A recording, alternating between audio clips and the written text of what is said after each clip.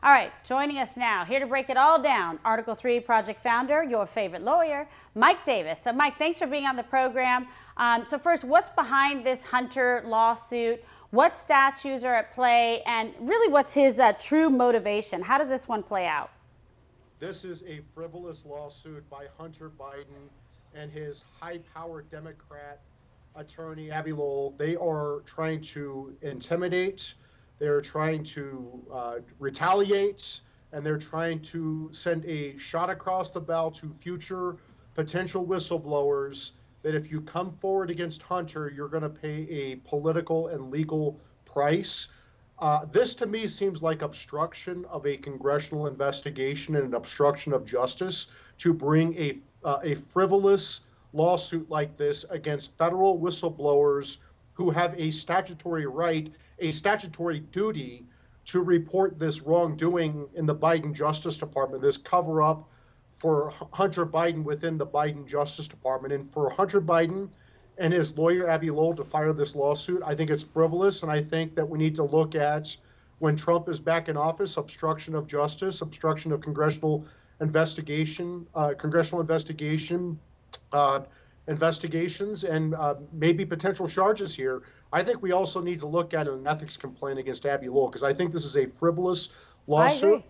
And this seems like a conspiracy to commit a crime by Hunter Biden and his attorney Abby Lowell. You don't get an attorney-client privilege when you're committing a crime here, and threatening, intimidating witnesses or potential witnesses or whistleblowers, that is a crime.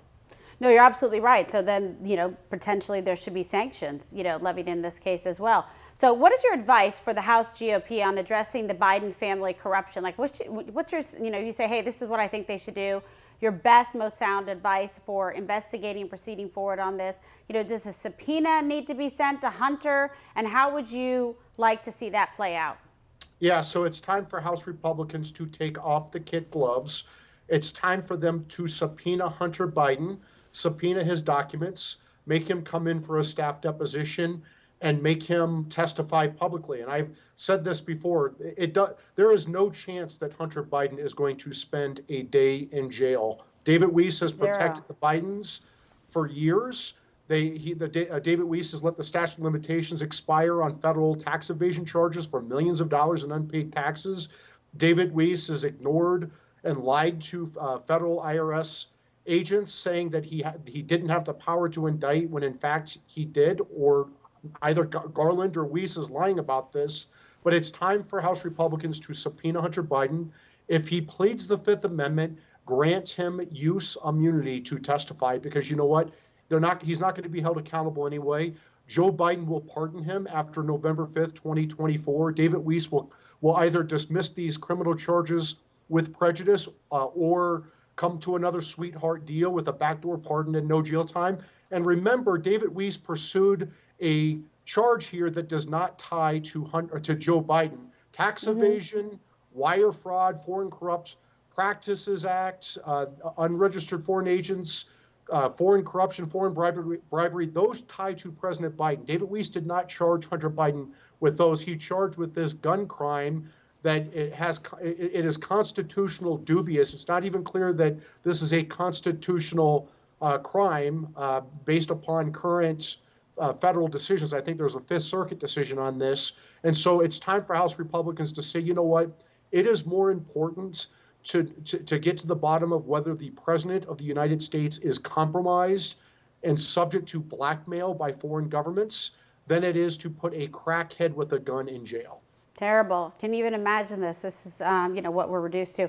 So Jack Smith is also pushing for a gag order in the January 6th D.C. case, limiting what Donald Trump would be able to say about the case while he's campaigning. So what must Jack Smith show legally to meet this standard and to get this granted? And how far, essentially, can a gag order go before it actually, infringes on the First Amendment rights? This is a ridiculous request by Jack Smith, who is used to being overturned unanimously by the Supreme Court, like he did with the prosecution of Virginia Governor Bob McDonnell for corruption charges, bogus corruption charges. You know, Kimberly, that the Sixth Amendment protects the criminal defendants, not the government's right to a fair trial, a speedy trial, and a public trial. The First Amendment protects Americans, not the government's right to speak out against the government. And that is particularly true for a criminal defendant. He has the absolute right to speak out about the judge, about the prosecutor, about the process. I think the only way you can gag a criminal defendant and have it pass constitutional muster is if he's making threats against the jurors, right? Mm-hmm. Threats against the judge, threats against the jurors, threats against the prosecutors. And it wouldn't be through a gag order that you would do that. You would do that through obstruction of justice and witness tampering standards, which is a very high standard. To gag a criminal defendant is something that you would do in a third world Marxist hellhole, which is what Joe Biden and these Democrat prosecutors have turned America into. Think about this. You want to charge someone with bogus charges, and then during a presidential campaign, and then you want to gag him so he can't speak out with a vague protective order, a gag order. It's the sword of Damocles. So if President Trump speaks out during the campaign and says Judge Tanya Shukin, this Obama judge, is a partisan hack, which she is, then he's going to go to jail for that. Are you kidding me? It's crazy. It's crazy, but you wouldn't put it past them because they'll try anything. Now, you've said before, and people are copying it, they're picking up on it, that these cases end up ultimately before the United States Supreme Court. Can you predict any time frame, just chronologically, logistically, for this to play out? Because a lot of people are worried about them sidelining Donald Trump by sticking him in a courtroom where he has to sit there and make a personal appearance, where they take him off the campaign trail. Roger Stone and I were talking about this because they know how effective he is with the rallies. They did it very effectively with the COVID, quote, crisis, the Fauci manufactured nonsense, so that Biden didn't have to campaign and, couldn't go out and do the rallies and et cetera, et cetera. So how do you see this playing out now, and in terms of, start to finish and the direct impact it could have on the campaign? Yeah, so the Democrats impeached President Trump twice. They indicted him 4 times, and then they brought several civil lawsuits, including New York Attorney General Tish James bringing a civil fraud claim for a businessman paying back sophisticated Wall Street banks in full with interest. And guess what? It's backfiring on the Democrats. They've turned President Trump into Tupac, and he's going to get back in the White House. And now what they want to do is silence him, gag him, and imprison him. And it's not going to work. And what President Trump needs to do ASAP is file a motion to dismiss both of these January 6th indictments, the one in D.C. with deranged Jack Smith, and then the one down in Atlanta with Doofus, Fulton County DA Fannie Willis, both partisan hacks. File a motion to dismiss immediately under presidential immunity. What President did as the President of the United States in his official capacity is protected by presidential immunity. Alternatively, if he acted within his personal capacity, it's protected by the First Amendment. The presidential immunity piece of that is immediately appealable all the way to the Supreme Court, and the Supreme Court here needs to do its job. They can't hide. They can't run and hide here. The country is on the line. These are Republic-ending tactics, and these Republican-appointed Supreme Court justices need to find their backbones, like they lost during the 2020 presidential election. And this is so much bigger than Trump. Yeah. This is so much bigger than the presidency. This is about our country. You're absolutely right. And it's a magnificent, quick, swift ability to be able to get in there and get due process, to file these motions to dismiss that immediately, if not granted, can go up through the appellate court and through the United States Supreme Court, where they can actually get some very quick, hopefully swift justice on it, and a ruling that is definitive, that can determine this outcome versus playing it out through this show trial only to end up at the United States Supreme Court. Procedurally, it's genius, and it's imperative that they do it. So let's talk about this, some of the tools in the toolbox. Beyond the Supreme Court, Congress can send over criminal referrals, but the Biden DOJ obviously will not prosecute any of those criminal referrals that are sent over. So what can our state attorney generals perhaps do? What other ideas do you have there? Yeah, the state AGs, remember, they're charging racketeering down in Georgia for the non-crime of objecting to a presidential election, which is allowed by the Electoral Count Act of 1887. Twisting arms politically is allowed by the First Amendment, yet this doofus Fannie Willis down in Georgia is charging Trump and 18 others with racketeering. somehow it's racketeering to object to a presidential election. So it sounds like Republican state attorneys general, Republican DAs, to the extent that any of them have backbones, need to step up here. We have clear crimes by Biden and his family. We have clear foreign corruption. We have clear wire fraud. We have clear being an unregistered foreign agent. We have clear bribery. We have clear money laundering. If they step foot into a Republican jurisdiction, or if any money went to a Republican bank anywhere, they need to start moving forward with the investigations aggressively. This is a zero-sum game. These are real crimes by the Bidens, and they're prosecuting Trump and his top aides and his supporters for non-crimes. It's time for Republicans to get tough. They have sat on the sidelines for over a year. I've been warning about this. So have you, Kimberly, for the last year, that if you let these people run wild, it's a zero-sum game. If they're on offense, they're not on defense. And if they're on defense, they're not on offense. Let's put them on defense. You're absolutely right. And I want to tell you something. Some of this stuff, with Hunter and whatnot, the investigations, the clear evidence of corruption and influence peddling should have been done in the DOJ, with Bill Barr. What was he waiting for?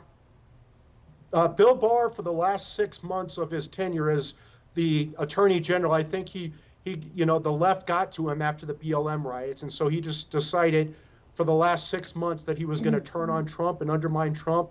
And he let BLM and Antifa destroy our country for 6 months. Billions of dollars in damage. That's why I'm calling it out. Courthouse.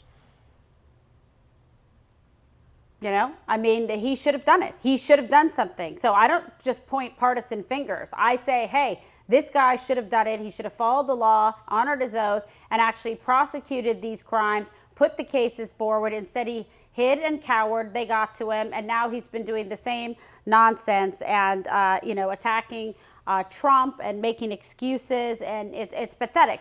But, we call it like it is, you and I do, and on this show, because we know it should have happened. But do you think we're still going to see the rest of these crimes that we have, facts and evidence and law to support it actually come to fruition? So this is what I would say. House Republicans, again, give Hunter Biden immunity, make him testify. If he lies, the Trump Justice Department, after January 2025, can prosecute him for lying. They can prosecute him for obstruction. They can prosecute him from contempt. And going back to Bill Barr, remember Bill Barr in early 2020 got evidence that he sent to the Pittsburgh U.S. Attorney's Office of the Bidens' foreign corruption, foreign bribery with Burisma. The Pittsburgh U.S. Attorney deemed it credible. Bill Barr, for some reason, sent it to this Democrat-picked U.S. Attorney in Delaware, David Weiss, and didn't think it would be a good idea to follow up, didn't think it'd be a good idea to notify bipartisan congressional leadership that, hey, we have credible evidence that a potential president of the United States could be compromised by foreign bribes, could be compromised by blackmail, and Bill Barr didn't do a damn thing about this. Bill Barr is a disgrace, and he really fell down on the job by not following up, because now we have a president of the United States who is compromised by tens of millions of dollars in foreign bribes and other corruption from Ukraine, from Russia, from China, from Romania. Who the hell knows where else? This president of the United States is compromised, and it leads to disastrous consequences. President Obama put Vice President Biden in charge of Ukraine. The Biden family went on the take. Putin smelled Biden's weakness and corruption, took Crimea. 4 years of peace and prosperity in Ukraine under Trump. Biden's back, and Putin wants to take the rest of Ukraine because Putin knows that Biden is weak and corrupt and compromised. They have 17 audio recordings, 15 with Hunter, 2 with then Vice President Joe Biden, shaking down a $10 million bribe from this Burisma executive who's almost certainly a Russian asset. It's unbelievable. It's so outrageous. But, I'll tell you something. Trump gets in 2024, gloves are off, that's it. And the American people will expect it. They will expect him to make sure and to have a DOJ that's going to prosecute and investigate this, and justice delayed, not justice denied. In a Trump second term, what really is the roadmap to completely dismantle this corrupt federal bureaucracy? Because the president can hire and he can fire political appointees, but what can he do about some of these career bureaucrats? I'm often asked this. Yeah, I mean, one thing he can do is reassign them to the southern border, right? Reassign all these FBI agents, reassign all these censors at DHS, Yeah. put their asses down on the southern border and let them process See these how they like that? yeah, third world economic migrants. You're going to be changing diapers down on the border, guys. So that's No, the literally. first thing they can do. Okay, well, that's perfect. So let's see. Well, look, I somehow, despite all the corruption and lack of falsity with the justice, going back even with Bill Barr, I'm actually feeling a little bit optimistic about this. You excited me with all these legal ideas, and I'm looking forward to the Supreme Court putting their big boy pants on and getting the job done as well, like you always do. Mike Davis, always a pleasure to have you on the program, and you're fantastic, and I hope everything that you say comes true. Okay? Article Thank you 3 so much. project. Check